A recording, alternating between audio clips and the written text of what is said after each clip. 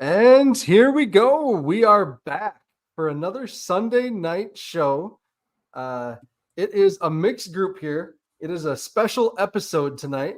And we are previewing the 2024 Jackrabbit defense. We got Ben, Dallas, and Chad with us tonight. How you guys doing? Pretty good, pretty good. You sound great with the new mic, Matt.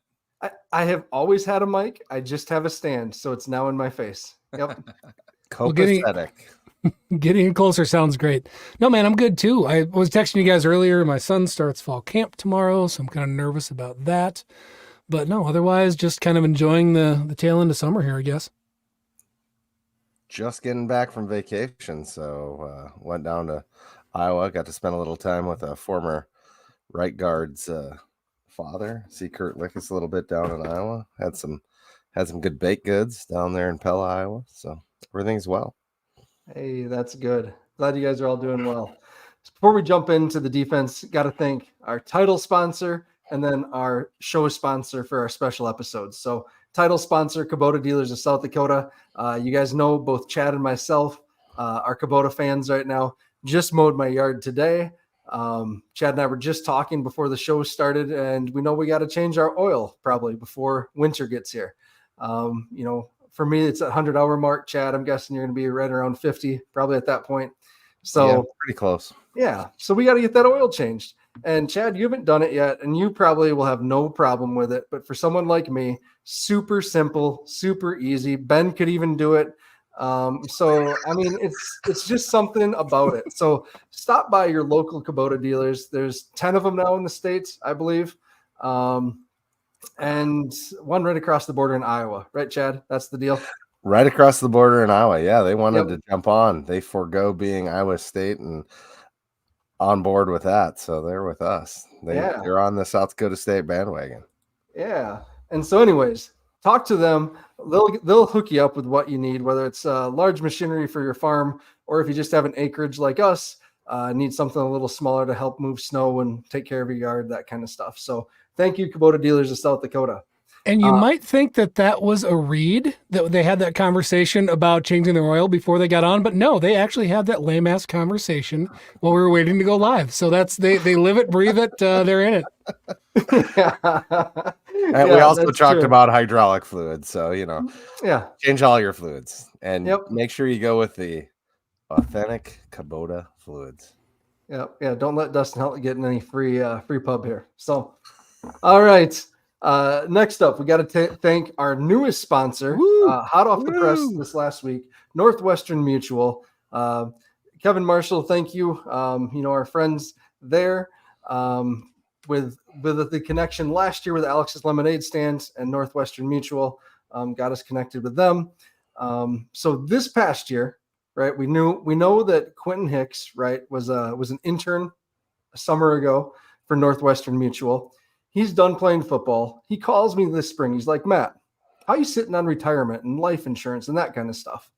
For me, I had life insurance, but it was a couple houses ago, a couple kids ago, and I was not in a good spot for life insurance. So I visited with Quentin and got connected. He hooked me up with a good policy that I feel comfortable with, that if something were to happen to me in the next few years, that my wife and kids would be taken care of. So I know it's a morbid topic to start off a fun podcast, but it's something that we all should be taking care of. So absolutely, get a hold of our friends at Northwestern Mutual. Tell them that the boys at Jackrabbit Illustrated sent you, and we'll be good to go there. But excited to have them on board. So thank you, Northwestern Mutual. I mean, you got to replace the income from all your Jackrabbit Illustrated earnings somehow. Yeah, right. If you pass. Gosh, I don't know what I do. I hope you accounted for those. Yeah, right. We shouldn't talk about 10 that. times, right? 0 times any other number. Hey. Indeterminate form. What we may not get in earnings, we get in free beers. So this is a shout out to Kent at Duffy's in Montevideo for whenever you listen to this. Thank you for the free beer on Friday night when my wife and I were out on a date night. and you bought me a beer. So thank Wonder you That's very so much. cool. Kent. I appreciate that. Is that just a Podfather thing, or is that a whole JI crew? I don't know. Let's test it. I think he Unannounced. says the Might have- Podfather for Jackrabbit Illustrated. So if you guys go to Duffy's and Kent's there, I mean, maybe. I don't know. What do you think, Kent? All right. So enough about this. Let's get into the defense. What can we say about the 2023 defense? Let's go hot fire. Ben, what's one word about the 2023 Jackrabbit defense? Outstanding. Chad. Reload. What? Dallas. Reload. Stifling. Stifling. Yep. Yes. So I that's said 20. 23 last year, not this year. Oh, I thought he said 24. Well, whatever. We're preseason We form. reloaded. We He's reloaded. busy doing we producer did. things. We did reload. We reloaded Yeah. with the same guys. So that 2023 defense season average of 9.27 points allowed per game. Insane. Carter Nold says historic. I agree with that, Carter Nold. I'll take his instead. How's that sound? They That's reloaded fair. in a historic way. Yeah. What else? What else can we say about this group? You can go more than one word if you want to. I mean, all year I think the biggest thing was just the difficulty that teams had running on them. It was just, even when teams would try their best to do it, I mean, it didn't matter what they did. The defensive line just kept reloading. Linebackers kept subbing in and out. You had guys running sideline to sideline. It was just stifling, and to the point where they would have to pass, and when you make a team one dimensional, it gets really tough on them, because it almost felt like we didn't have to sell out on the run. We were just so stout on the run that we were just like, go for it if you want to. Mm-hmm. So that, to me, that was so fun to watch a team just be so confident in stopping the run. Mm-hmm. 3.2 yards per game, or Right. yards per carry. Yards Yeah, per carry. right. Yep. To my point, which reload, right? I think back to where we were at this point last year and some of the conversations we had about the secondary, and we really thought that potentially that would be a weakness. And maybe the year before we kind of called them out and tried to get them to play rough, or not rough, but play hard. And geez, they were better, right? They were better than the year before. And yeah, so I mean, they really did reload on the secondary for sure. They did, and you get a chance to rotate that many guys through. I mean, the injuries that we had at inopportune times over the last 2 seasons, the guys that stepped up without any drop in production, it's just insane. I was trying to tally up, Ben was talking about, starting strong and just the way that we looked at the start of the season. I want to comment more on how they finished. I mean, the playoffs, I had to go back and tally it up because I couldn't remember, 146-15. Playing the best of the best in the subdivision. I'm actually waiting to do a half plug. I'm going to jump on a Oklahoma State podcast here in a couple weeks come game week, and I listened to one of them, and then they were giving us they're really good, but you're telling me that if we wouldn't put Oklahoma State into that, and they're probably going to listen to this and prep for it, so I'm not saying anything ill of them, but they basically said, well, we'd run through the FCS. Well, okay, 146-15. I don't know what you call that, but I think we did. So no, phenomenal, 15 points in 4 games. To that point, I mean, I think the defense was just in a league of their own last year, and it's tough. We had the conversations of how great were they? All-time great. They're in the conversation. We talked about how you got to kind of see how some of the NFL talent pans out, but I mean, they got to be in the at least top 5 best FCS defenses of all time. And last year, there was just no FCS team that was going to compete with them. Didn't matter what they had. And I'd be willing to bet that outside of the top 25 FBS, I don't think there's anybody that could have competed with them either. You would have had to be in the top 25 to have a shot at them. So they were that good. Mm-hmm. I agree with Ben. wholeheartedly. But one thing I wanted to point out is how we consistently said, no name defense. There was a ton of standouts, but at any given time, they're rotating through, like Dallas was saying, and there wasn't just one absolute all-star. They just all were like lunch pail guys. They brought it. It didn't matter which guy was in there. And I just wanted to add that. Sorry. Yeah. No, so where I thought you were going originally when you said reload, Chad, was the loss of Caleb Sanders and Reese Winkleman, right? Well, Last year we sat here and we're like, man, those are two program greats, maybe our best defensive tackle we've ever had. And then maybe our second best defensive end in the Division I era, not named Danny Batten. Like maybe, now he arguably Reese may be better. I don't know, like toss up, right? But on that no-name defense front, Jason Freeman was our leading tackler with 105 total tackles. Right. Isaiah Stalbert had 80. Adam Bach had 65. Savian had 59. Like that's it. Like most teams have, their leading tackler is way up there, and ours just wasn't because we just rotated guys through so much. So, yeah, I don't know. You guys ready to move on to 2024? Let's do it. I think so. And there's nobody better to send us into the 2024 defensive season than Culver's of Brookings and Watertown. Game day isn't complete without a stop at Culver's. Whether you're celebrating a win or fueling up before kickoff, Culver's of Brookings and Watertown has you covered. Dig into their signature butter burgers or cool off with some frozen fresh custard. It's perfect for football in any weather. So before the game, after the game, take your whole team to Culver's and enjoy. And one thing I'm excited about, I haven't tried. Have you guys seen the new JJ Watt meal that they have? Terry Vanderbeck posted it. Oh, online. I can't wait. JJ like forwarded his or liked his post or something on Twitter. Oh, that's awesome. Cool. Yeah. That'd make my day. The only thing, there's like nuts on the custard, so I'd go ahead and not do that. But everything else looked amazing. I don't know. I love some Culver's. I'm hungry.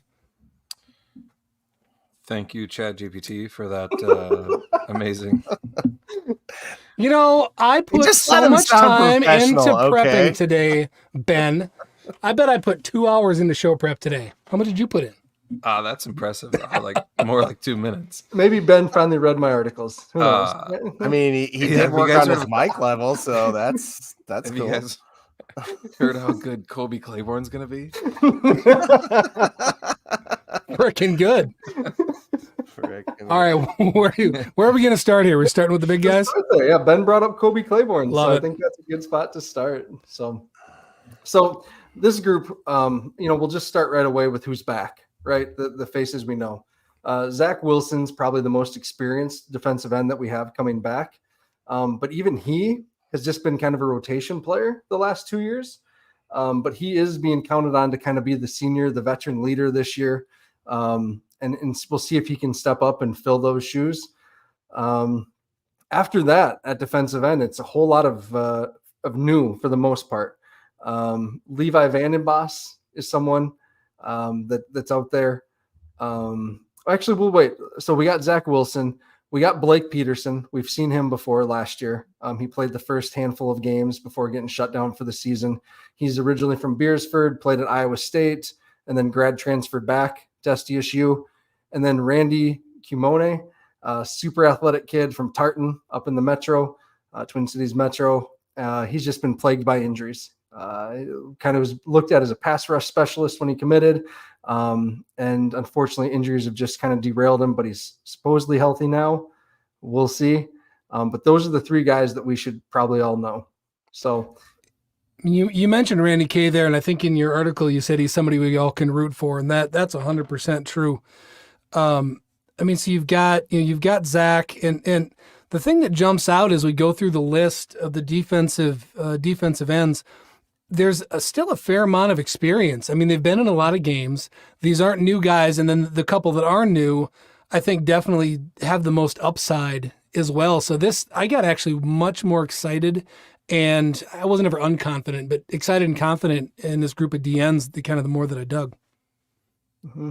Yeah, and I think to that point, my excitement for this season is to see the guys that have been waiting in the wings. That we've had such amazing depth and recruiting, and just to see some of the guys that have been waiting for their chance to shine. You mentioned a guy like Blake Peterson, who, Matt, in your fantastically written article previewing the defensive line, I recommend everybody go read it.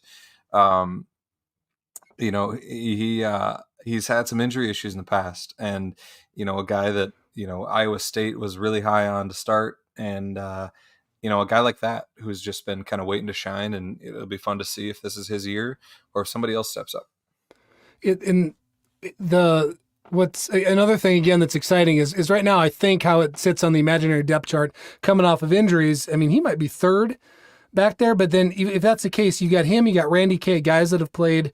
Randy's played in 25 games. Blake has played in 7 here, 28 at Iowa State. Like, as guys that are going to rotate in at least, to have that kind of depth and experience is impressive.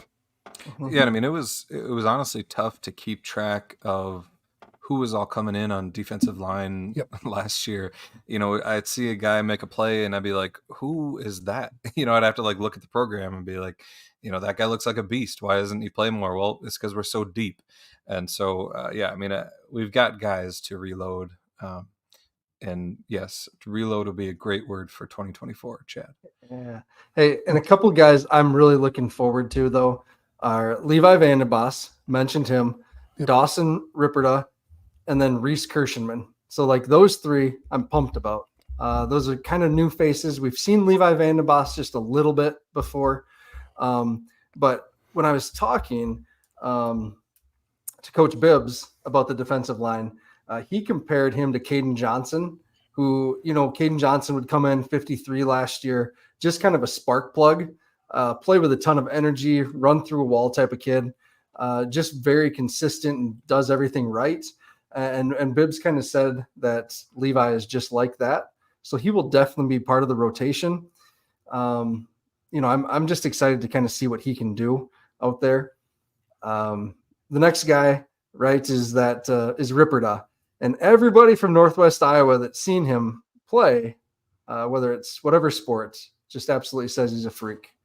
I thought we started to see that last year at the beginning. He got hurt, didn't he? He got hurt. Yep. He got hurt right around the same time that Peterson got hurt.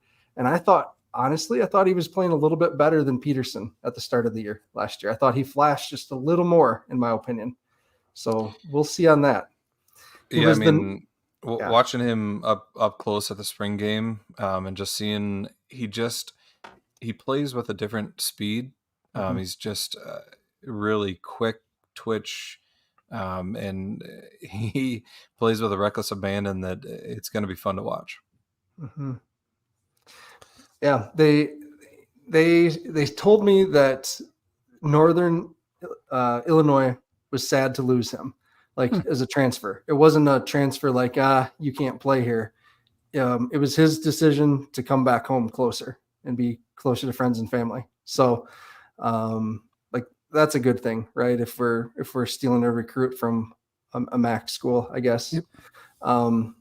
And I don't know. I just am excited to see him on the field playing live snaps from what we saw in the spring game and from what we saw from him last fall. So, and then you got, yeah. Oh, I was gonna take it from you. Yeah, the last one there that before we move on to the D tackles, Reese Kirchenman. He, I think, in my opinion, I actually kind of broke down his tape. I remember back when he signed. Yep. And he, again, in my opinion, I think he probably has the highest ceiling on all these guys. Tremendous athlete, bends well, explosive, decent use of hands. And, to me, I think he's definitely somebody that's going to be in the conversation of an all-conference player, and if he keeps doing the right stuff, I think a national attention type guy. I mean, if they start getting him some more reps this year, and it sounds like the coaches are pretty high on him too. Yeah, he flashed when in that blue-gray Army All-American game, whatever it is in high school that seniors go to. Yep. And I think in that game alone, he had 3.5 sacks or something like that. Just something crazy, in an all-star game, okay, that you're doing something. And last year, remember during the Coach Rogers show with Tyler, Jimmy would always talk about him, and he's saying, this is a young kid that we're really we got to get him on the field somehow. And when I was talking to Bibbs, Coach Bibbs, a couple weeks ago, he said they went round and round kind of as the season went along about getting him on the field as just a pass rushing specialist. So that's going to be kind of cool to see. It makes sense, especially this year. You look at, I don't know where the stat production has to come from somewhere. We've got guys with experience, but outside of DePriest, there isn't anybody that's put up any big numbers on the stat sheet. Now I get it again. I'm the one that always lectures that D linemen can play a perfect game and never hit the stat sheet, blah, blah, blah. But which is true. But again, it's going to have to come from somewhere. And I think he can put up a big piece of that. Mm-hmm. Mm-hmm.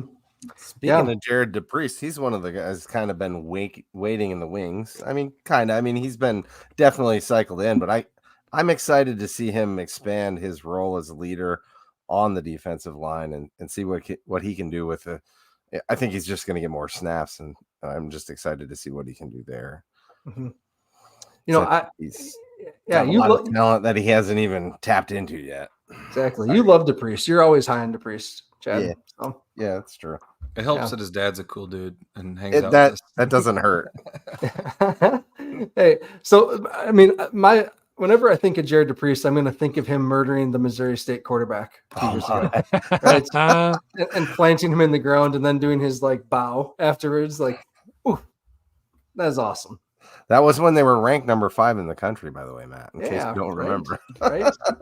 National FCS perennial power, Missouri State. Yeah, but I did talk to Bibbs about him specifically for quite a while because DePriest, was one of our highest ranked recruits we've ever had. And as times just flashes this incredible athleticism for a man his size. And it just feels like, man, like, why can't he do that every play?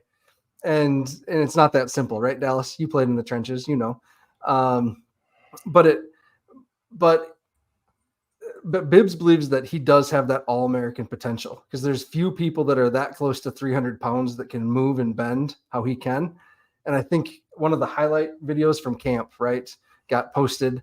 And he, was chopping his feet through bags and stuff as this big, 300-pound man and just making it look so quick and fast. Like, dang, like, how do you do that? I don't know. I'm just excited for Jared DePriest this year. Big fans. His actual final year, or could he have another year after he's done. this? Yeah, done. So he's done after this year. Yep. Gotcha. So when you run down the potential depth chart at tackle, you got Jared, and I imagine we'll talk about Max Boone here next. So senior, then you got Green and Claiborne, sophomore, junior behind that. So, there's some definite experience that we're going to have to replace after this year too. Not to talk about that already.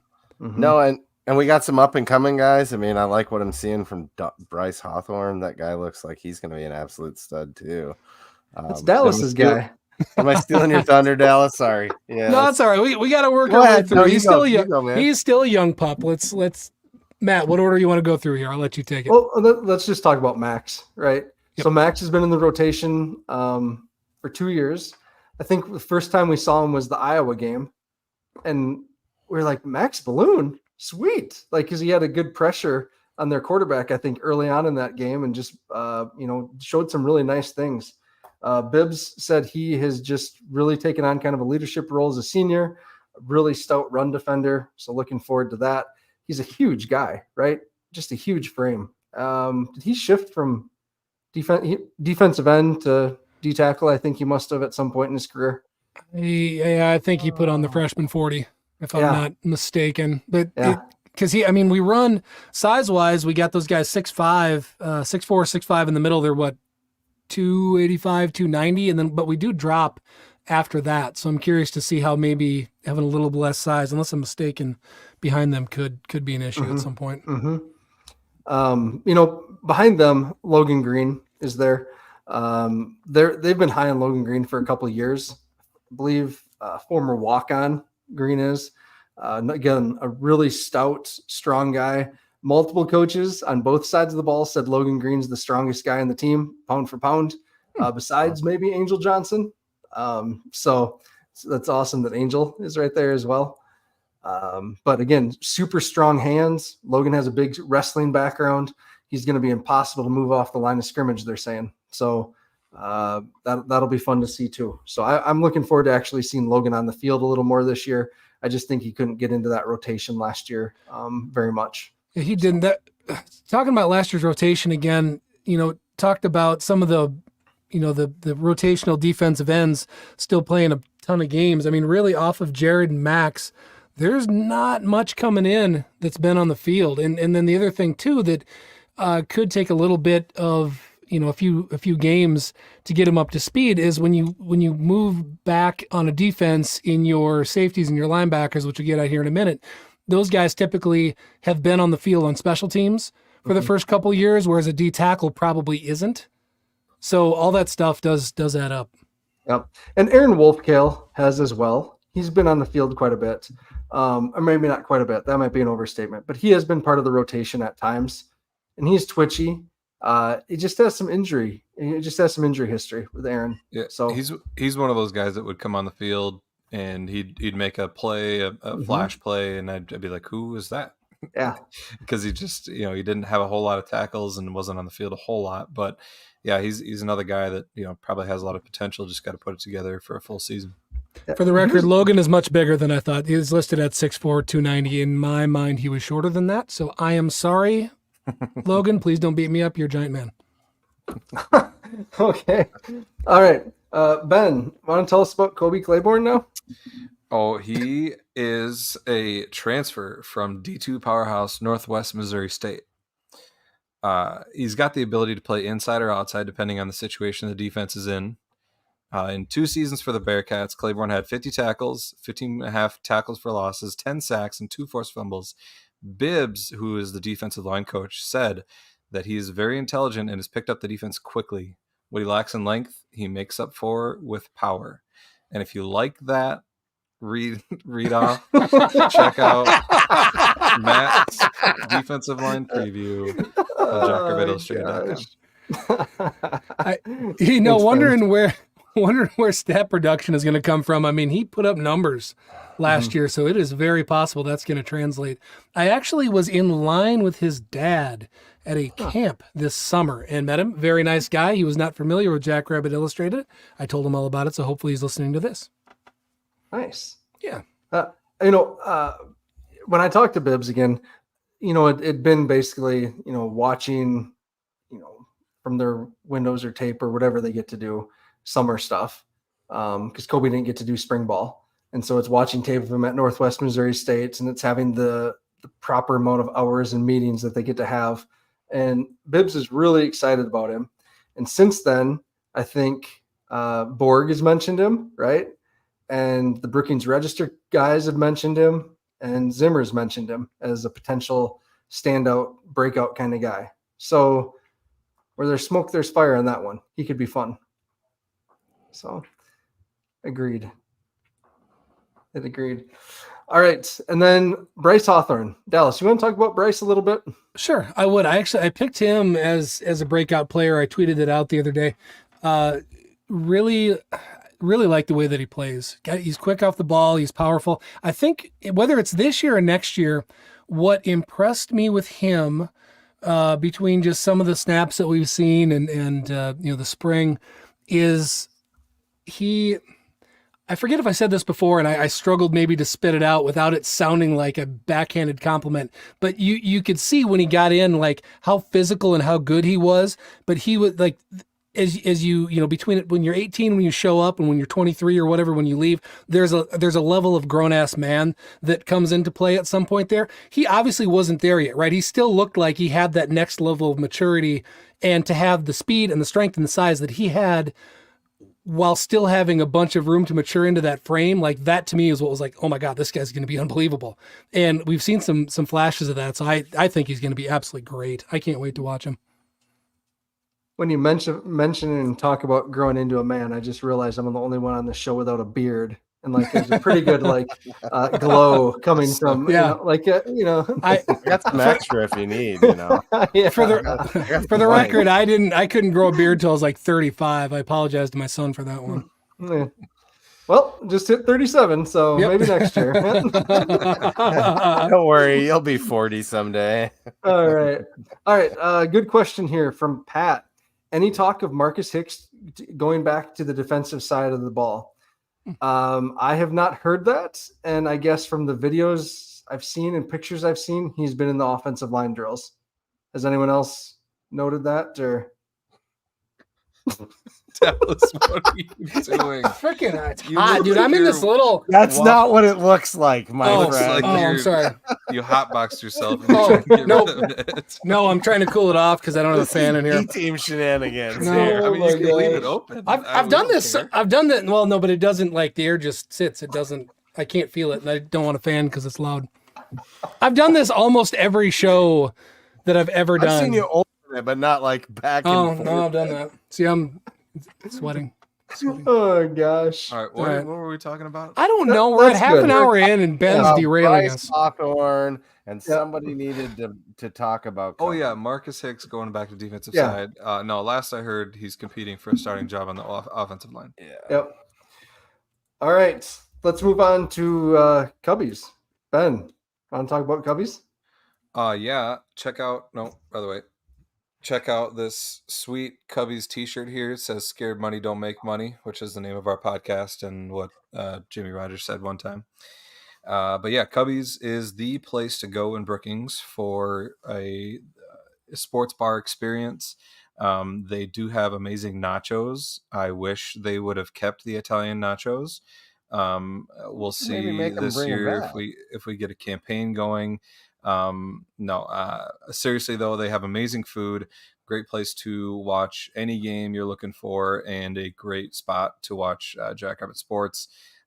If we're away, obviously. If we're at home, I prefer you're at the stadium. But Cubbies, thank you very much. We appreciate you. And a great post game hangout too, I might add. Oh yeah. Was surprisingly the kids in college these days just The don't kids. know how good Cubbies is, because I went there. I mean, I'm old now, and so maybe I didn't stay out late enough, but Cubbies was didn't have very many people in it, so I recommend if you're looking for a drink, go over to Cubbies. They got everything you need over there. Agreed. All right. Who wants to lead us off with linebackers there? This is the easiest group. I mean, I'll start. I can. I was trying to get my notes pulled up here. Go ahead. I mean, Adam Bach he's back. An animal. That's a pretty good place to start there. I mean, he's just the man. And what would be great to see if we can get a fully healthy season out of him, and really see him just let loose. He's just got all the tools that you need to be an All-American linebacker again. And I'm just real excited to see him play out with what I believe it will be his last season. He doesn't have any eligibility left, Matt. Just want to confirm that. He's You're done. our This is done. Yep. eligibility guru. Yeah, he's done. This is it. Yeah. No, I mean, I fully expect this is him making his NFL draft campaign. He'll be putting film together for NFL teams, and I expect NFL teams will be checking him out this year because he's got all the tools to dominate this year, and obviously into the NFL as well. Mm-hmm. He did. So he's got 50 games worth of experience. I was curious because I couldn't remember with the injuries how that all panned out. So he's played 10, 15, 11, and 10 over the last 4 years. Fifth year of eligibility coming up here. His full season, the 15 games, had 125 tackles, far and away his most, 10.5 career sacks. And again, it's the same thing. Want to see him, want to see him stay healthy. And speaking of that, it's like the safety group where we've had these inopportune injuries over the last couple of years, but it has not bit us because of the guys that can step up. And you look at, okay, so, we lose, a guy to the NFL. We lose a guy who probably should get a shot in the UFL, I would think for sure. And we replace them with a senior who's played in 53 games and another senior that's played in like 35 games at the outside backers. I mean, that does not happen. That's absolutely insane that we've got that kind of experience at linebacker. Yeah. For me, I'm excited to see Graham Spalding and Caleb Francil get their shot this year. Heading into that Iowa game, we can't forget Caleb Franzel got the start over Stallbird in that game, right? And so did Graham Spalding. Graham Spalding got that start over Jason Freeman at Iowa. So those two can play some ball.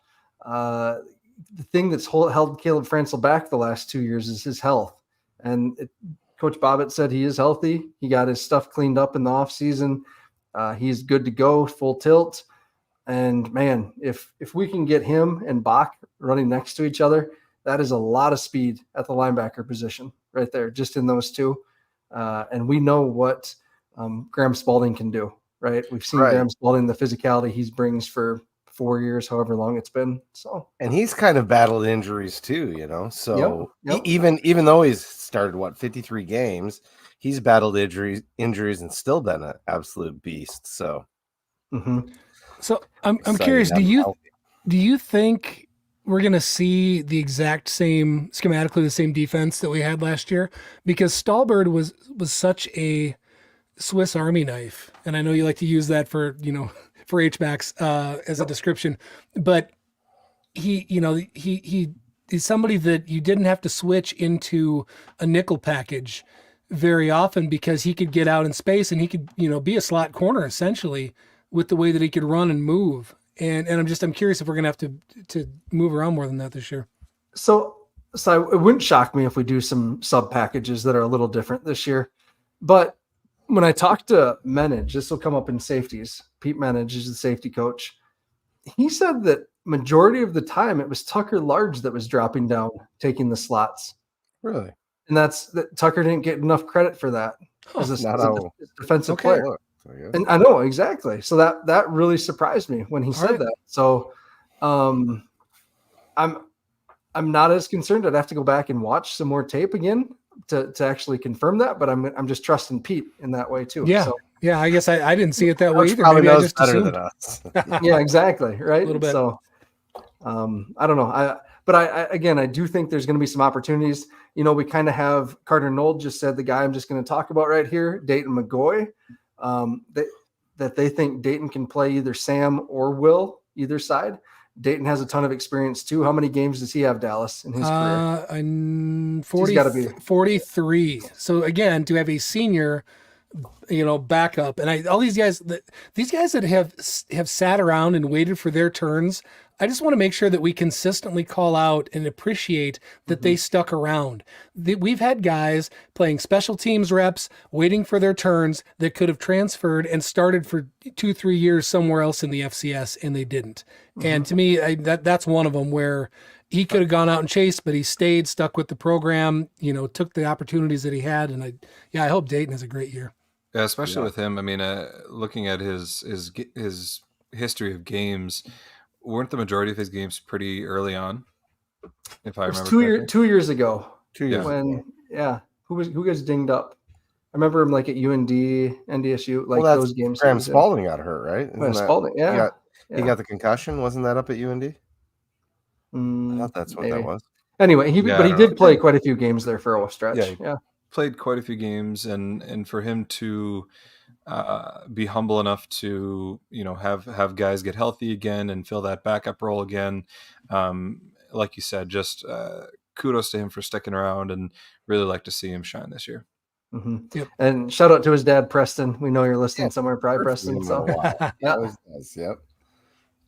So all right, so working our way back through depth chart there. Let's move back to Mike and Cullen McShane, who showed some incredible flashes last year that again, he's got to be excited waiting in the wings, learning from, one of the best, if not the best, to play Mike at South Dakota State. But he's somebody that could step right in and be a starter in a lot of places right now.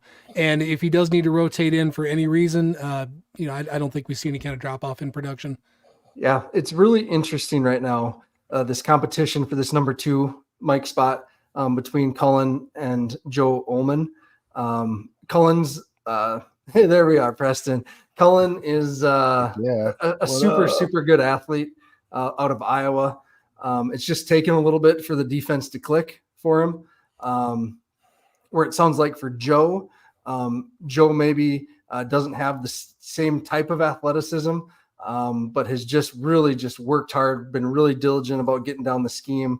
And really there's, it's just tight right now. So they both might get a chance this year too when Adam comes out of the game. We'll see.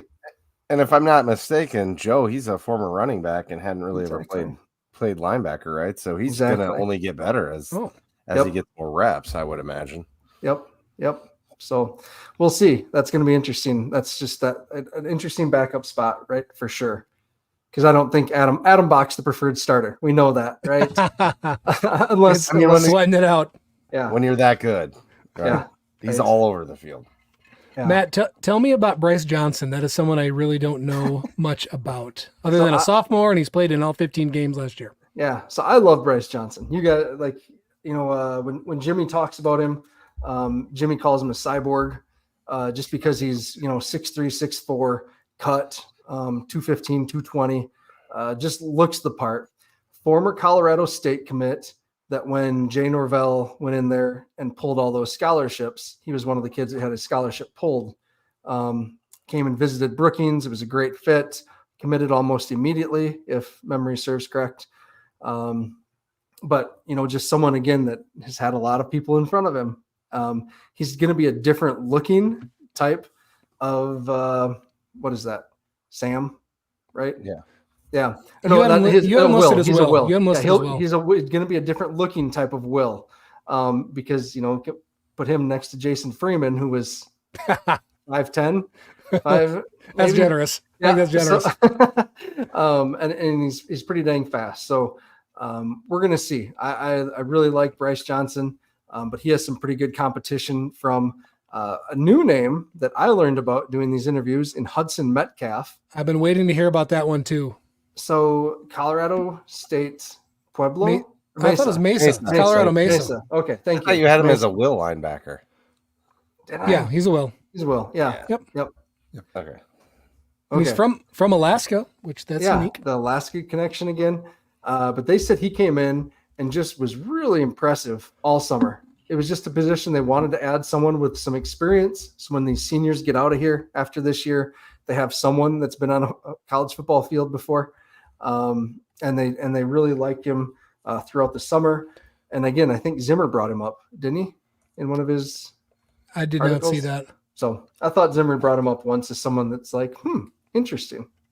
So I was curious. I mean, he put some stats up last year: 41 tackles, a sack, and a forced fumble with Mesa. So, yep. And Mesa has been good in the past. They were pretty average last year from what I saw. So, yeah. And then the other guy at the position for Will, Aaron Kusler, and Bobbitt, said there's no hesitation. Aaron can go in the game at any moment and trust him wholeheartedly. He's been in the program for so long. Aaron doesn't have the same type of athleticism that these other guys do, but he just knows the defense. He's a sound tackler. He knows everything he's supposed to be doing on his responsibility. We've seen him for a few years now in special teams, flying down the field, making plays. That's a solid group. That's a really good group of linebackers. Yeah, I mean, I know I said it at the beginning, but you brought up special teams again, and that this kind of depth here, and we don't do a specific special teams breakdown. I think with offense, maybe we cover the specialists, but that's where the special teams and the athleticism and how good those have been the last few years. It is because we are deep at linebacker and deep at safety, and these guys that we're talking about now, that's why. I do hope that Kusler still has the hair, because he makes the all hair, all FCS hair team. Do we mention he could start on any Minnesota hockey team with that hair? Well, we kind of mentioned Spalding, but you want to talk about Spalding? Yeah.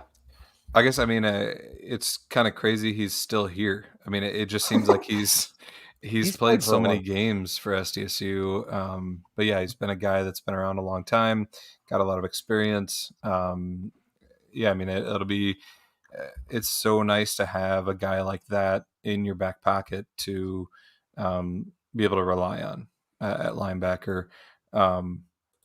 I do have a couple questions, but I'm going to wait until let's go to the Sam position. And then I got a couple questions overall for linebacker. All right. So Sam, again, we talked about Caleb. We talked about Dayton. Again, we just saw in the comments here, Carter Nold brought up Chase Van Tol. And Chase Van Tol, right? It was the spring spring game, the spring season, spring ball. Darling's the wrong term, but kind of the star of it. Yeah. And Jimmy even said, like in his post game, like Chase Van Tol is going to be a good one. He's the next star linebacker for us, or something like Pride that. of T, South Dakota. Yep. So I'm excited to see this kid on the field in actual, like, real true snaps. We saw him do some cool stuff last year early in the season in some of the games on special teams. He got his 4 Mhm. whatever gimme games, whatever the heck we call them now. Mm-hmm. So for those that can't see, Matt is so excited about him that he keeps pounding his desk, and that's why the bass keeps coming through. So if you're listening now, you know why. But fun fact about Chase Van Tol, his dad and mom are both extraordinary beanbag players. Is that who beat you? They almost beat my cousin and I, who ended up winning the championship. Gosh. But they are very good. So shout out to his parents. Wow. Anybody else that we want to mention for depth there? All that athleticism's got to come from somewhere. I know. Right? I think we're good. Yeah. That's good. You'd mentioned a couple of freshmen beyond that at Mike and Sam, Anthony Polano. Yep. Polano. And then, Kite and Fife. Yeah. Yep. Yeah. The Anthony Polano, Bobbitt's really high on him. So that's exciting. We know Anthony has a ton of speed. He won't play this year. Likely he may get some 4 games. And then, at that the outside backer positions, Jack Nash, the former Alaska Player of the Year, just some tremendous speed. And then Karsten Reynolds from Washington, another 3-star recruit. Really big, really fast. Those are going to be some future studs. So just some couple freshmen just to keep in mind for down the road. So before we move on from linebacker, number one, going back to Adam Bach where we started, I think this is a chance for him to cement his legacy as one of SDSU's best linebackers. We've had an embarrassment of riches at linebackers in the past. I think it was at Dallas. I think you said the other day that, when we saw, who was it back in the day? TJ Lally. Lally. There would never be anyone better than Lally. There's no way. And since then, we've had just linebacker after linebacker that's been amazing. So yeah, it'll be interesting to see what he does with this season, because I think that'll really determine where he falls in that hierarchy. But beyond that, I'm wondering who will emerge this year as the next great SDSU linebacker, because I think that's up for grabs right now. We had guys like Freeman and Stallbird last year that were secure in their spots, but I think we've got a lot of questions coming into this year in the linebacking group. It sounds like we have a lot of talent, a lot of potential, but we know this is Box last year. Who's going to kind of carry that torch forward as far as the SDSU linebacker, being great linebackers at SDSU? Who's going to take that torch? I was going to let you answer. I'm going with Colin McShane is my pick on that. Beyond that, I also have heard a bunch about Chase Van Tol. So I would say those two. Now, how much can we get him on the field? Because we're starting 3 seniors. You've got another senior at Sam behind that. It's going to be, snaps are going to be few and far between. So hopefully we can get up and get a little bit more of a rotation than we do sometimes. Yeah, and I think that'll be the interesting part, is that, will one of these young guys flash enough to take away a bunch of reps from one of the upperclassmen? So real excited to see how that plays out. Yeah. I'm going with Chase Van Tol. I'm going to agree with Jimmy. So for no other reason than what Jimmy said so. Perfect. Inside it. Yeah. Hey, Chad, will you talk about Jackrabbit Central for us? Wow, Jackrabbit Central. Can't find a better place to get your Jackrabbit gear, whether it's, shirts, not such as this one, I guess, but sorry. But, shirts, hats, bags, bibs, they got it all. You need something to put up on your wall? Jackrabbit Central right there.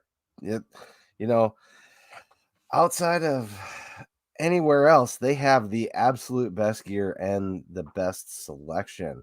So hit them up for any of your Jackrabbit gear needs. You have 2 locations. You can either hit them up on game day. Well, actually, on game day they have 3 because they have the one at the stadium. But most days they have Jackrabbit Central downtown on Main, and then the one in the bookstore, or what we call the bookstore, in the Student Union. So Jackrabbit Central, also available on jackrabbitcentral.com.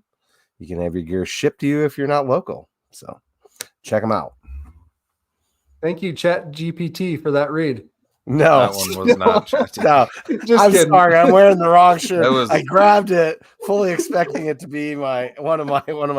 Because most Drunk. everything I have is Drunk ChatGPT. drunk Chad GPT. I've got the. Did you say drunk Chad GPT? It was Chad GPT. Yeah. Oh, gosh. Oh no! AI JIAI is Chad GPT. Oh, Ben, that's a new segment. What's that? Chad GPT. Chad GPT. Oh Yeah. boy, Nobody wants that. Just Jackrabbit myself a Central, note you here. deserve so much better. No, Dallas. just to finish Jackrabbit Promises Central, the Discount Den is the best. I check that out every time. They've always got awesome stuff in there. If you're like me and you like a good deal, and then they've always got the new stuff too. But moving on, next position we're going to talk about is corners. Correct? Mm-hmm. Who wants to start? Well, first we have to start before we get into this because Dallas Beanham is likely going to set the interception record this year. Right. True. But Dallas, need to say congratulations to your dad, Charlie. Thank you. For the election to the Jackrabbit Hall of Fame. So good job, Charlie. Yep. Woo! Well deserved, sir. Yeah. Yep. Got to Great talk to him player, last even year. better man. Exactly. Talked to him last year at tailgating. That was really awesome. And cool guy, great guy, and glad to see, it's easy to see how you turned out. So yeah. And What he's what such game a is class. that going to be? Where he gets honored? The 14th, it's the Augie game. So the ceremony's at 10 a.m. or something like that, and it must be a 6 o'clock kickoff. I don't know what time the game actually is, but yep, week of the 14th. So sold out game right away. Hotels are all sold out. Should be packed house, and very proud and very excited. Yeah, thank you. Yeah. So Charlie's such a great dude that when I asked him about that record, he's like, "Yeah, I hope he breaks it." He was excited for him. So yeah, it's time for it to be broken, I think is what he said. Yeah. Yep. So yeah. So anyways, so the guy that has a good chance to break it this year is Dallas Beanham, entering the season with 13 career interceptions. Dallas is someone that's, I think we've really liked for the last 3-4 years, however long he's been playing now for us out of Omaha. When I talked to Coach Banks about Dallas, he just couldn't say enough good things about him. How he's taken on the leadership role with Dyshawn gone, even with Malik, from a couple of years ago. Like, Dallas is just the guy, the leader in the room. He's working super hard. He has NFL aspirations. He really wants to be there in a training camp next year. I really appreciate, we're kind of seeing the national attention finally catch up to Dallas, because I think we all have believed that he should have popped up on some of these lists the last couple of years. I had that same note that I was surprised that it's taken as long as it has to feel like he's getting the recognition that he deserves. Mm-hmm. Mm-hmm. And so I don't know. It's going to be a big year for him. Yeah. What, Chad, was that? Say it louder. I say he just has a nose for the ball. I mean, you saw that like the very first game he played, he got an interception. He got him right away, and he's always there. He's such a ball hawk. He's fun to watch play because he really plays loose, and gosh, he's got great speed. Mm-hmm. So then behind him, you've got Stephen Orell, who, if you're going to create a player for a cornerback, that's what you would create. I mean, the dude looks the part. I'm excited to see him put a full season in and really see what he can do. 6'3", 195. That's great physique. Yeah, I mean, just in long too. He's just got got all the tools to be. I wonder really, what his really good wingspan is. He's rangy. Yeah, That's a good question. I might ask that someday. Do they do that? I wonder. Oh yeah. I imagine for the scouts, but like, I don't know if we do that. Do we do that for our own players, like for our own notes? I'm trying to remember if SDSU does. Most camps, even when they bring kids through, they'll do wingspan, and even a lot of them do hand size and everything. The whole nine. Well, I understand that when you're bringing them in, but what about mid? Because these guys grow. Well, Yeah, we should ask Coach Jacobs that sometime. Good question. Yeah. You'd be. Yeah. All right. I love these behind him, production meetings. right? It's preseason. Behind him, Miles Taylor filled in last year. Once Steve got hurt, Miles did a really good job. Miles is a player that the coaches have loved for years. It's just been health. They haven't been able to keep him healthy for a full season, a full off season, a full training camp, whatever it is. Our buddy Tanner was at camp right last summer, and Miles made just this ridiculous interception right in front of one of the Yankees that turned everyone's head. And I guess he made multiple plays, maybe not to that level, but very good plays throughout the training camp last year. And then he backed it up. And I know that heading into the Montana game, because one of the guys was hurt. I don't know if Deshaun was a little dinged up or whoever. Even against Albany with their stud receivers, they got two of those guys in NFL training camps right now. Miles had to play a ton that game. Is Miles going to be able to hold up? No issue, right? Neither of those games. So Miles Taylor has played some huge snaps for us in the last season, and I'm not worried about him at all if he has to get on the field. So no, I feel as confident about these four cornerbacks as I ever have as a South Dakota State fan. Beanham, NRL, and then Taylor, Kobe Humphrey, who we'll talk about in a second here. Just having four guys that have played so many snaps, senior, junior, senior, on your two deep at corner, like that is such. I got to imagine as a defensive coach, defensive coordinator, that's got to help you sleep really well at night, knowing you got that in your backfield, in your secondary. Yeah, right. So you brought up Kobe Humphrey. Excited about him. Joins us from Northern Arizona.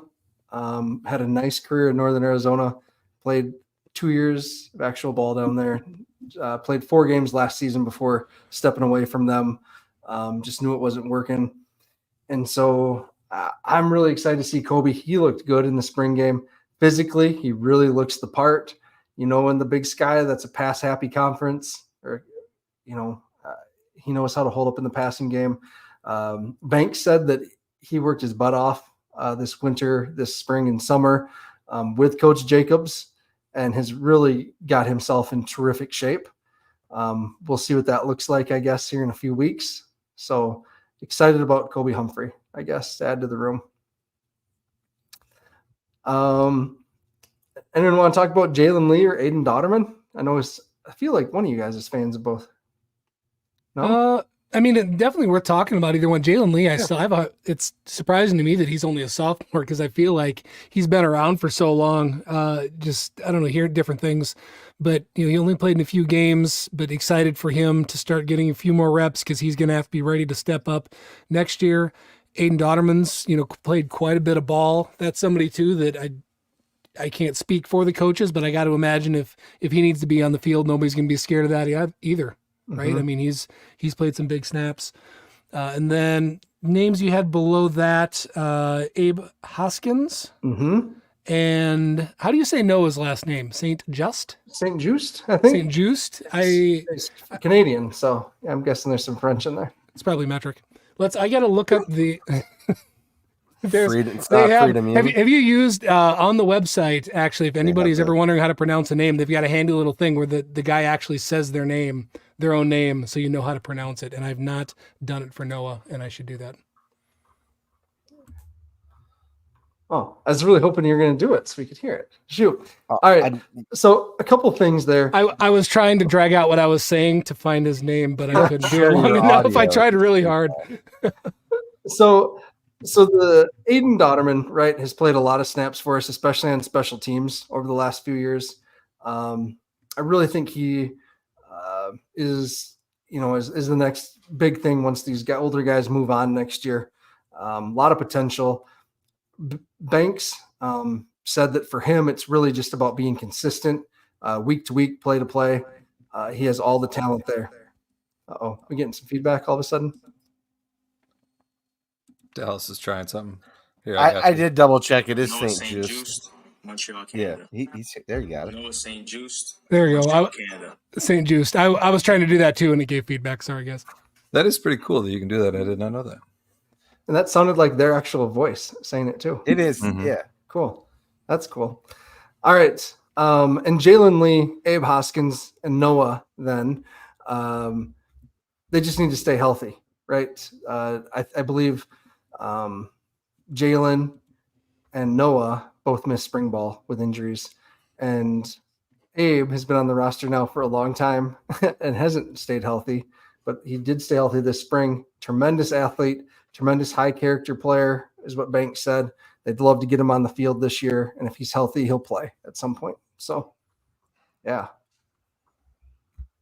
So safety. Before we move on to safety, we got to shout out our own merch a little bit. So if you would like to get your Jackrabbit Illustrated apparel, go to our website, jackrabbitillustrated.com, hit store, and you can get sweet Jackrabbit Illustrated shirts. Got them in blue. We got them in black. And if you would like the blue ones, we have some left over from Frisco still. So DM me or send a message, whatever. Facebook, email, Twitter. Twitter will make it hard for you to get a hold of me. Yeah. But if you would like to buy a blue shirt, yeah. If you'd like to buy a blue shirt, talk to me first before you actually buy it. And also, if you would like to purchase one of the white checkerboard flags from last year, or was it 2 years ago? Which Yeah, are 2 years ago. sweet, by the way. The white JI ones. Let me know. We have 25 of these that we ordered this off season. So we'd love to, just a bigger model of that. Chad is that my car flag, Chad? I want that. That would be your car flag. So- Yeah. That one. All right. That one's not for sale, folks. That one or this one. Okay. One of them's mine. Or those are full size, and Chad is actually the size of Hagrid, and you just don't know.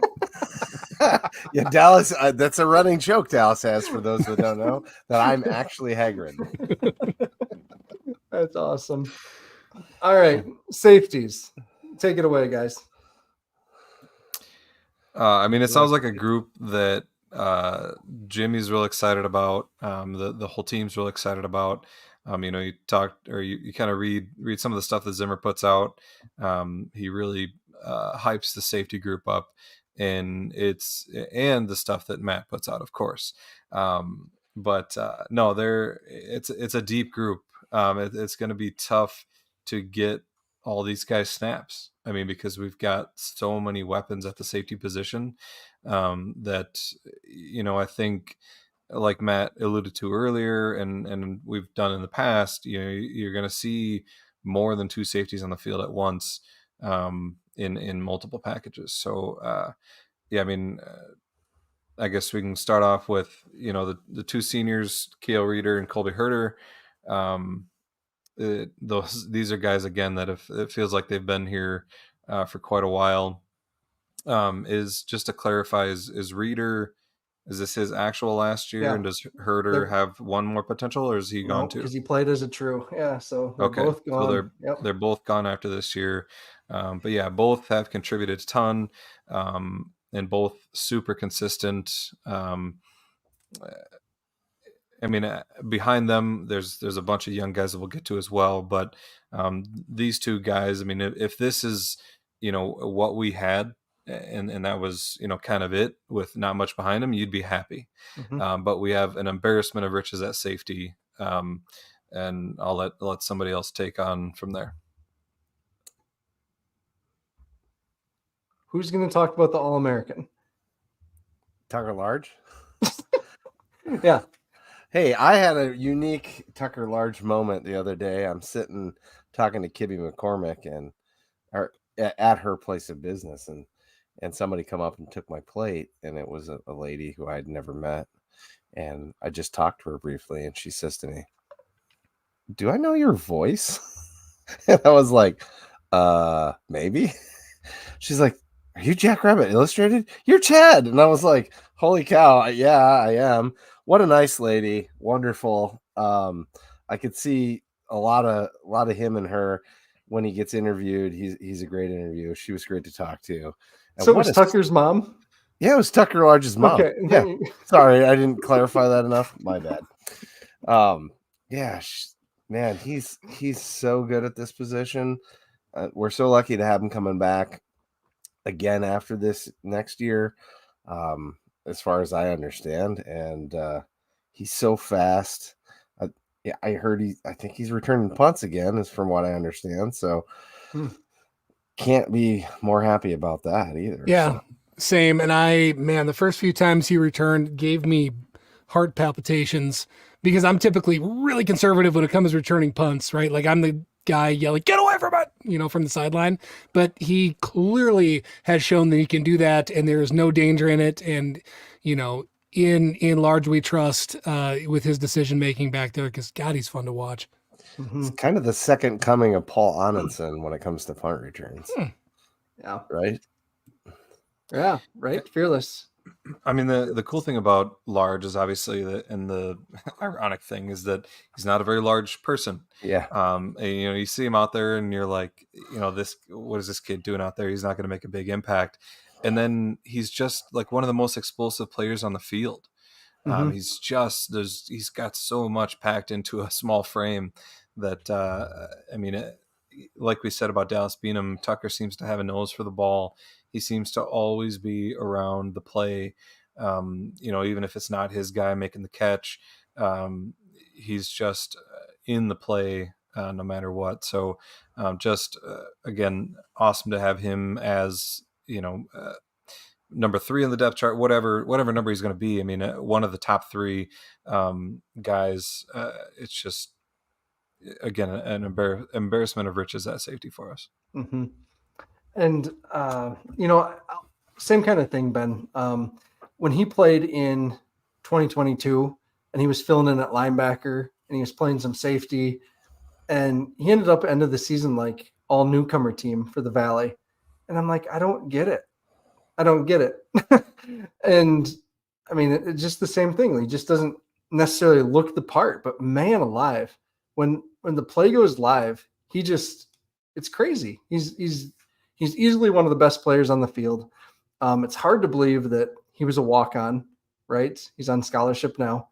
But man alive, like, kudos to the coaches for continuing to find these players over the years, mine these relationships, and get these kids that come in as walk-ons that eventually evolve into these All-American players, right? Like, it's just nuts that this keeps happening. Another great player from Roosevelt and Sioux Falls. We get some real all-stars out of there. And so if you're playing at Roosevelt and you're really good, you need to play at South Dakota State. Come on up. Even as a walk-on, we'll get you a scholarship. Hey, this segment brought to you by Roosevelt All-Stars. I went to Washington on the other side of town. I'm just, I'm a McCormick fan. Tucker Large falls right in there with him. So for sure. Hey, got to talk about my guy next, Matt Durant's Juice, they call him, from Florida. And he is a big safety, right? He has that Cam Chancellor size at safety. And they say that he is one of the fastest guys on the team, has the fastest flying 10, flying 20, whatever it is. Not 100% sure. But when he's healthy, he's dealt with injuries. That has been his issue. But man, last year he's the one that had the blocked punt in Villanova, and he is the one that really limited Montana's amazing punt returner. Him and Dante flying down as the gunners in his face Gilman, every time. No, not Gilman. I forget his name. Starts with a B. Doesn't matter anymore. But anyways, like he just has this presence, this ability. He's big. So again, we have these 4 guys. Bergen. There we go. Junior Bergen. Junior Bergen. Right. Yep. Sorry. All right. Both Dallas and I were typing away. I was. I still wouldn't kick to Junior Bergen, but go ahead. So anyways, I'm excited about love our him. guys. I trust him. The next guy that I mentioned there was Dante Johnson. Again, a former Colorado State commit, right? He had his scholarship pulled by Norvell when Norvell went there. Dante landed in Brookings. Happy to have him. Was playing as a true freshman, then broke his leg, which maybe turned out to be a blessing because it saved him a year of eligibility. That sucks, the rehab and all of that stuff. But he's going to have now a couple more years to play for us. Last year, it took him a little bit to get going, Pete said, recovering from that leg injury. But, man, once he did, he looked good.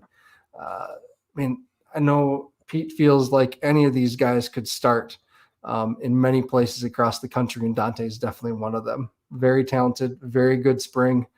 And I think in the spring game, I wrote this in my spring game notes.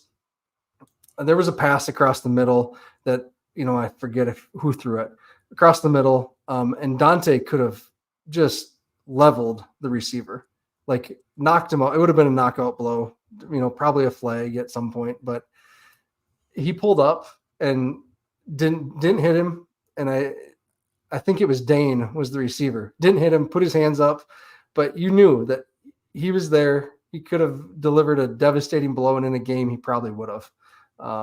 But just maturity is what I'm getting at there. Like, for being still kind of a young player to have that kind of maturity to take care of your teammates, but still know that, hey, I could have made this play. I'm looking forward to seeing Dante get in the rotation this year for sure. Next two guys, younger guys, I'll just keep going, guys, here. Okay. Colton Tilford and Noah Thompson. Remember that game against Western Oregon where Colton Tilford had 2 interceptions basically in back-to-back plays in the end zone? That's right. Yeah. The one got called off for a penalty, or they said his foot wasn't in or something like that. Phenomenal player. They're really excited about his potential. They think special teams for this year. Size is potentially always going to be a bit of a limiting factor for Colton.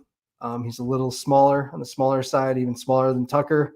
But, man, he is lightning in a bottle. So he'll be fun to watch develop this year and in future years. And then Noah's really settling into safety after playing at Brandon Valley on both sides of the ball, quarterback, running back, and safety. They really like his future too. Very smart player. They think it has a bright future in the room. And then the 2 incoming freshmen they love, Trey Flowers and Max Stannard. So, True. Yeah, Trey really excited Ridley. about those 2. Trey Ridley. Yeah, thank you. Not Trey Flowers. That's someone else. Trey Ridley. Circling back just for a second, when you were talking about, was Matthew Durant's, right? Mm-hmm. And you said he's a big, fast dude. Mhm. Could he be a future kind of Stallbird, that hybrid type, you think? Because I think you mentioned something about him being almost linebacker in size. Yeah, I think there's a chance for some sub packages with him, and I love thinking about that with the tight ends that are in the league this year with Galbraith and Galbraith and Stoffel, Jeepers. Awful. Yep. And then Southern Illinois has a good one coming back this year too. There's some really good tight ends in the league. And so could Durant's be used in some situations like that to match up with some of that size? So we'll see. I don't know. I like it. Yeah. Also circling back on this comment, Dustin apparently used our JI flag for a shower curtain. I'm going to request that we just start having like JI shower curtains made, because I would put one of those up in my house. That's an idea. Yeah, good idea. I like that. I think it would make it literally design-wise an excellent looking shower curtain. I really like the last 100%. Let's go to Pat's question here. So this is a good one, Pat. So do you see any freshmen burning the redshirt season to help the team on the field? No, I really don't. Nope. If it were to happen, though, I think potentially it is going to be JR Laconia, from Omaha. The kid's a freak. Played down in Omaha. He was Super State. He was the All Metro, whatever it is down there. Jesus, no. Okay. He's a tremendous player.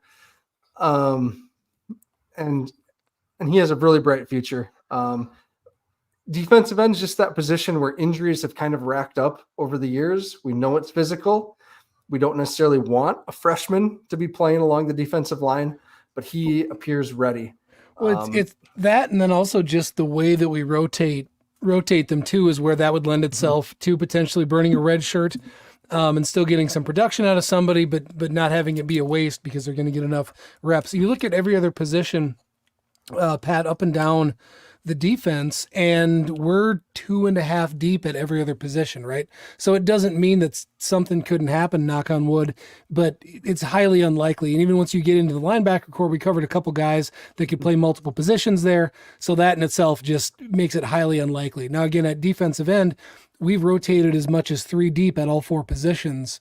So, we need 10 to 12 guys ready to go. So there's some reps potentially to be had there. It's so, the whole thing's physical. It's Division I football, but on the line, talking about just that difference between being even a stud 18 to 19-year-old going up against a grown ass man that might have a kid across the line from you. Like, that is a different thing, right? Like you could have unbelievable measurables, be super strong, but there's still just a level on the line that it takes a little bit to get used to.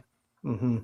And with that, at defensive end too, Sam Watts out of Iowa is another player that incoming freshman that could see time. Super explosive. He was a state champion thrower. Just a really, really good player. Again, though, like Dallas just mentioned, going to need some time to put on that freshman pounds and muscle and just adjusting to the physicality of the Missouri Valley Conference. So, yep. Got to be careful with those freshman pounds. The stretch marks will get you. Yeah. Thank you for the great question, Mr. Whitty. Scott Rust, is there any FCS team with this much depth? It's hard to say. We don't study the rosters as much. Looking at Montana State's roster, they have a lot of depth coming back. That'd be a good question for the gentleman out in Montana. Yeah. I'd like to hear. Oh, there you go. I was going to ask Rev what his opinion was. Rev said no. It's to me this year. We've talked about this in a couple other pods, but it's Montana, North Dakota State, South Dakota State. To me, I'm not going to get offended if you rank them 1, 2, or 3 in any particular order, because I think there's tremendous depth and skill. And then, yes, Montana State specifically at the lines, they bring back at least the best returning lines in the FCS this year. Yep. Yeah, it's hard to say, but one thing we've seen, and we mention it a lot with a lot of these guys, is that they've had injuries. And I think that, it's been amazing that we've still had the production that we've had with as many injuries as we've seen, which is a kind of a testament to the depth that we have. And so I think with any other team, if they would have had as many injuries as we mentioned, they would have struggled a lot more. And so, yeah, it's clear that it is a very deep team that way. All right. So the last thing I want to do is kind of make a prediction for a breakout guy on the defensive side of the ball. So if you had to choose one of the guys we've talked about that's not Adam Bach or Dallas Beanham or Tucker Large or Cale Reeder, who would you guys choose as a breakout guy? Breakout. You know what? I thought about this earlier, and I so should have been prepared. Man, once you get off of the line, it's any name is going to be a name that we've heard a bunch before, and it doesn't feel like it's a stretch. I got to go with my guy, Kobe Claiborne, that I learned about. I'm actually, that's what I was thinking. Dude, that's what I was thinking about. So now I can't take Kobe. Somebody, you know what? I'm going to go with Reese. Somebody's got to get some pressure on the quarterback this year. It can't all come from linebackers, and the defensive line can't all be gap control. So, all right, I'm going with Reese. Get after it. I'd really like to see, even though he's a known product, I'd like to see Randy Kay kind of have a breakout season. We know what he's capable of, but consistency due to injuries not really been there. So I'd love to see that. Man, I was going to go with Reese, but to be a little bit different. You can copy me. It's okay. No, I'm gonna stick with Jimmy. I'm gonna stick with Jimmy and go with Chase Van Tol. Yep. Yeah. Somehow he's gonna get on the field. I don't know how, but yeah. All right. So we got Zach Wilson, Vanden Boss, Dante Johnson, Dawson. I like that one for Dawson too. Ooh, Yeah. Yep. I want to say Dante Johnson, but he's gonna have a hard time getting on the field with all the guys in front of him. So I'm going with McShane. Ooh, that's not Seth. I don't know about that though, because then that means Bach got hurt again. So all right. I mean, we'll see. We're just going to find ways to get our athletes on the field. We have a great coaching staff. Exactly. Hey, this has been super fun, everyone. Need to thank our sponsors one more time. So Kubota Dealers of South Dakota, Northwestern Mutual, Culver's of Brookings and Watertown, Cubby's Sports Bar and Grill, Jackrabbit Central, and then our other one's Blue Tide Car Wash. So thank you very much for sponsoring us. We really appreciate it and your support of us. If you had fun listening to this, share us, tell a friend. You know, there's still people that don't know about the good stuff that we do. And then invite them to next week's show, 8:00 again, next Sunday. We're going to be previewing the offense. So we'd love to have you join us again. Anything else, guys? Any parting shots? A lot of great pods out there for you guys to check out. You know, if you follow us on Twitter, you'll see us talking about them. So Sam, one of the best. Got Zach, Blue Bloods, doing his thing. Rev's got his own podcast again this year. It's a new podcast, the Southland Sermon with the Revs. So it's about all I'd like to mention, I guess. He wanted you to come on his podcast for the SLU game. I don't know if you saw that, Matt. Yeah, we'll see. We'll see. We'll see. Anything, Dallas, Ben? I got nothing right now. I was trying to work on a little bit on tailgating for the Oklahoma State game, which we'll have more information on that. If you've looked into tailgating for Oklahoma State, you will realize that it's not very organized, other than obviously the money grab one where they want a bunch of money for them to set up a tailgate for you.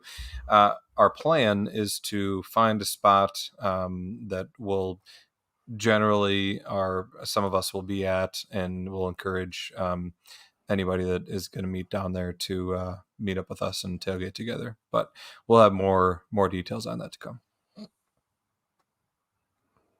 All right. And with that, thanks for tuning in, everyone. This has been super fun. Get back at it again.